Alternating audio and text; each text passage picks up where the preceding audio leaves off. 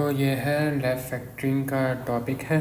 सही है, इसमें लेफ़्ट फैक्टर्स हम लेफ्ट फैक्टरिंग निकालते हैं कि किस तरह से होता है और क्या होता है। तो मुझे इतना कुछ डिफ़ाइन करना नहीं आता है, इसको कहीं गूगल करके सर्च कर लेना अपनी तरफ से। बस मैं ये बता देता हूँ होता किस तरह से है, ताकि तुम लोग पेपर में सॉल्व कर लो।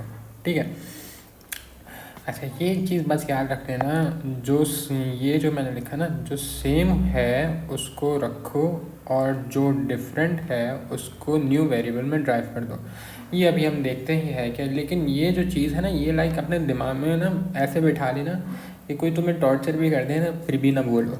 ठीक है, ताकि ये क्वेश्चन हमेशा याद हो जाए कि कैसे सॉल्व किस तरह से करना है। अच्छा, यहाँ पर प्रॉब्लम आती थी कि भाई अगर फॉर एग्जांपल ए ने बोला कि भाई अल्फ़ा B1 है, अल्फ़ा B2 है, यहाँ पर थोड़ा सा जूम कर लेता हूँ, अल्फ़ा B2 है और अल्फ़ा B3 है। ठीक है, तो वो मैं किस तरह से पार्स ट्री जब भी बना रहा हूँ तो वो लाइक भाई बहुत ज़्यादा मुझे आइडेंटिफाई करना पड़ेगा कौन सा वाला सही है। ठीक है, तो मैं क्या करूँगा, so we make its grammar like this कि ए को मैं बोलूँगा ए अल्फ़ा ए डैश बोल दूँगा। ठीक है, और अल्फ़ा डैश जो है वो क्या कहते हैं ए डैश जो है उससे मैं बाकी तीनों जो हैं वो कॉल करा दूँगा, B1 B2 B3। ठीक है, मेरे ख्याल से यहाँ पर इसमें यूँ करके लाइनें भी लग जाएंगी। ठीक है, हाँ लाइनें तो लगेंगी ऑब्वियसली, वरना हमें डिफरेंट ऑप्शन नहीं होगा। सही है, ये सच होगा तो हमें पता चल जाएगा कि भाई कौन सा वाला ट्राई करना है। अभी यहाँ पर अगर इस तरह से लिखा हुआ है कि भाई मुझे पता है कि भाई अगर मुझे चाहिए कि भाई B3 का चाहिए, मुझे निकालना है B3, तो फिर मैं यहाँ पर B3 लिखा हुआ है तो मैं क्या करूँगा, पहले मैं इसको ट्राई करूँगा, इसका पार्ट ट्री बनाऊँगा, फिर मैं इसका पार्ट ट्री बनाऊँगा, फिर मैं इसका पार्ट ट्री पूरा बना लूँगा। तो मतलब कि ये जो चीज़ है ना, ये बार बार मुझे लिखनी पड़ेगी यहाँ पर इस तरह से। जब भी मैं पार्ट ट्री, यहाँ पर देखो alpha beta 1 alpha beta 2 alpha beta 3 दोबारा मतलब कि रिपीट करना पड़ रहा है। तो मुझे तीसरी ट्राई में पता चल रहा है हाँ ये B3 इसके साथ जो अल्फ़ा वाला जो है वो सही है। लेकिन अगर मैं इसको न्यू वेरिएबल में डिफ़ाइन कर दूँगा कि भाई ए न्यू वेरिएबल है और ए डैश जो है, सॉरी ए डैश जो है वो न्यू वेरिएबल है, ए डैश में मैं तीनों चीज़ें डिफ़ाइन कर दूँ, तो अब मैं इसमें से तीनों में से एक कोई सही चूज़ कर लूँगा तो वो मेरे पास मुझे पता चलेगा कि भाई B3 है। ठीक है, ये लेफ्ट फैक्टरिंग है। अब इसके ज़रा क्वेश्चन कर लेते ताकि हमें अच्छी तरीके से समझ में आ जाए। तो करना क्या है भाई, एक प्रोडक्शन रूल बने हुए कुछ, सही है, एस से ये भी है, एस ये भी है और एस ये भी है, और ई जो बोल रहा है वो बी है। ठीक है, तो अब मुझे ये देखना है इनमें से कॉमन क्या है। ठीक है, तो कॉमन मैं लूँगा कि भाई मुझे दिख रहा है कि यहाँ पर ये पूरा यहाँ से यहाँ तक ये कॉमन है, सेम टू सेम इसमें आ रहा है। ठीक है, आई कैपिटल ई टी और कैपिटल एस, यहाँ पर आई कैपिटल ई टी और कैपिटल एस, यहाँ तक ये जो चीज़ है इस वाले में ये वाला पार्ट जो है वो ऊपर से मैच कर रहा है। ठीक है भाई, जो मैच कर रहा है उसको मैं एस ही रहने दूंगा, और जो मैच नहीं कर रहा उसको मैं एस डैश में लिख दूंगा। ठीक है, एक न्यू वेरिएबल, ज़रूरी नहीं है कि एस डैश लिखो, या कोई न्यू वेरिएबल बना दो, ए में लिख दो, कुछ भी न्यू वेरिएबल में लगा दो। ठीक है, तो मैंने क्या किया, एस में जो सेम चीज़ है आई ई, यहाँ पर कैपिटल ई आएगा। ठीक है, ये कैपिटल ई है, स्मॉल ई नहीं है। ठीक है, तो ये जो सेम चीज़ है वो मैंने यहीं पर रहने दी है, और जो डिफरेंट चीज़ थी यहाँ पर कुछ और इसके साथ नहीं था, लेकिन इस वाले के साथ ये वाला पार्ट मौजूद है। सही है, इस पूरे में ये वाला पार्ट एक्स्ट्रा है, और यहाँ पर तो ये चीज़ है ही नहीं, तो ये बिल्कुल से अलग है। तो मैं क्या करूँगा, एस डैश से जो है मैं ये भी कॉल करा सकता हूँ और ये भी कॉल करा सकता हूँ। सही, लेकिन इसकी ज़रूरत नहीं है कि मैं इसको अलग से एस डैश में ही कॉल कराऊँ। ठीक है, तो मैं इसको ए के साथ अलग से ही रख देता हूँ, यहाँ पर एस में के अंदर ही डिफ़ाइन कर देता हूँ। एस डैश में भी कॉल करा सकता हूँ कि भाई एस डैश में भी कॉल हो जाए, लेकिन फिर मुझे जो है एस डैश एक और जगह पे लिखना पड़ेगा, यहाँ पर एस डैश लिखना पड़ेगा। ठीक है, तो वो भी करना पड़ेगा, तो इसकी ज़रूरत नहीं है। तो फिर मैंने इसको जो है कॉमन जो है, मैंने एक तो कॉमन जो था वो एज इट इज़ लिख दिया, और एक लेफ़्ट आउट जो था वो एज इट इज़ लिख दिया। फिर जो रिपीट नहीं हो रहा था, ये वाला पार्ट रिपीट नहीं हो रहा था, उसको मैंने एस डैश के अंदर जो है वो डिफ़ाइन कर दिया है यहाँ पर इस तरह से, और एप्सिलॉन लिख दिया।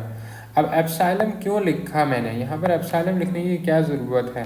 ठीक है, अब मैं तुम्हें बना के दिखाता हूँ कि जब मैं एस डैश कॉल करूँगा, सही है, ये आई ई टी एस तो बनना ज़रूरी है। ठीक है, आई ई टी एस किस तरह से बनेगा, यहाँ पर यहाँ पर जब एप्सिलॉन इसके अंदर पुट करूँगा तो मेरे पास सिर्फ ये बन जाएगा जो कि ये वाली कंडीशन पूरी कर रहा है। ठीक है, अब मुझे ये वाली पूरी कंडीशन पूरी करनी है तो मैंने IETS तो लिया और S के साथ S डैश के साथ मैंने ये कॉल करा दिया। ठीक है, तो जैसे ये चीज़ इसके अंदर आ जाएगी तो ये पूरा जो होगा वो ये वाला पार्ट बन जाएगा। ठीक है, अब A तो एज इट इज़ लिखा हुआ है, उसका तो मसला ही नहीं है। ठीक है, S डैश बन गया और E और B, E जो है B को कॉल करा रहा है वो उसको मैंने सेपरेटली लिख दिया। इसमें से कोई कॉमन नहीं निकल रही, ये तो है ही एक अलग से चीज़। ठीक है, तो here we take out common first for S dash. ठीक है, कॉमन निकाल के अलग से लिख दिया यहाँ पर मैंने पहले शुरू में ही। ठीक है, अब दूसरा क्वेश्चन इसी तरीके से देख लेते हैं। दूसरे क्वेश्चन में बोल रहा है कि ये पूरा पार्ट है। अब ठीक, अब इसमें से ये देखो, इसमें से और इसमें से क्या कॉमन कुछ नज़र आ रहा है? हाँ, पहले तो मुझे ये दिख रहा है कि भाई 1 2 ये मैं कॉमन ले सकता हूँ। ठीक है, और क्या कॉमन ले सकता हूँ मैं? ये भी कॉमन ले सकता हूँ। तो मैं ये सबसे ज़्यादा पॉसिबिलिटी दूंगा कि कौन सा वाला सबसे ज़्यादा रिपीट हो रहा है, चाहे वो एक ही टर्मिनल क्यों ना हो। ठीक है, एक ही टर्मिनल क्यों ना हो, इसको मैं टर्मिनल कहूँगा ना। ठीक है, तो एक ही टर्मिनल क्यों ना रिपीट हो रहा हो तो मैं उसी को ज़्यादा ले लूँगा, जो सबसे ज़्यादा रिपीट हो रहा है उसको ले लूँगा। तो यहाँ पर सबसे ज़्यादा रिपीट जो है ए हो रहा है इन तीनों के अंदर। ठीक है, इसमें बी में तो ए है ही नहीं, ये तो बी अलग से ही है। ठीक है, लेकिन तुम ये नहीं सोचे ना कि यार यहाँ पर बी आ रहा है, यहाँ पर बी आ रहा है, यहाँ पर बी आ रहा है, लेकिन यहाँ पर बी जो है इससे लेफ़्ट साइड पे आ रहा है। ठीक है, तो यहाँ पर इसके आगे एस भी है, तो मैं इसको ए को जो है ना सबसे ज़्यादा ले लूँगा, लेफ़्ट मोस्ट है ना, ये हमारा लेफ़्ट मोस्ट फैक्टरिंग। ठीक है, तो लेफ़्ट साइड में जो सबसे ज़्यादा जो है कॉमन कौन सा आ रहा है, वो ए आ रहा है। ठीक है भाई, मैंने ए कॉमन ले लिया है, जो सबसे ज़्यादा आ रहा है, जो मैंने यहाँ पर बात लिखी, जो सेम है उसको रखो। ठीक है, जो सेम है उसको रखो और जो डिफरेंट हो रहा है उसको तुम न्यू वेरिएबल में डिफाइन कर दो, यही बात लिखिए। और जो डिफरेंट हो रहा है उसको न्यू वेरिएबल में ड्राइव कर दो। ठीक है, तो मैंने SSB और डबल बी को मैंने जो है एस डैश के अंदर डिफाइन कर दिया। ठीक है, एस डैश के अंदर यहाँ पर मैंने डिफाइन कर दिया। ठीक है, अब मैंने ये देखा कि भाई एस डैश तो बन गया। अब मैं देख रहा हूँ कि यार इसमें फिर से एक कॉमन नज़र आ रहा है। कॉमन क्या है मेरे पास? यहाँ पर एस और एस यहाँ पर शुरू में पहली दफ़ा शुरू में आ रहा है दोनों के साथ। मैं बोलूँगा यार इसको छोड़ के, जो कॉमन छोड़ के जो डिफरेंट हो रहा है, फिर से उसको न्यू वेरिएबल में डिफाइन कर देते हैं। ठीक है भाई, यही मैंने लिया एस डैश, एस ये वाला मेंशन कर दिया मैंने, सही है, और एस डबल डैश के साथ मैंने कॉल करा दिया। ठीक है, क्या कॉल किया मैंने? ये और एक ये वाला पार्ट। ठीक है, SVS SBS ASB ASB और डबल बी को तो मैंने वहाँ पर रहने ही दिया एस डैश के अंदर। देखो एस डैश के अंदर डबल बी ही है। ठीक है, तो इस तरह से मैंने क्या कर रहा हूँ, फैक्टराइजेशन कर रहा हूँ। तो हमने मैट्रिक में पढ़ी थी, सही है, मैट्रिक में इंटरमीडिएट में फैक्टराइजेशन, ये वही चीज़ चल रही है, ये कुछ आगे पीछे कुछ अलग से चीज़ नहीं है, ये वो तकरीबन वही चीज़ है।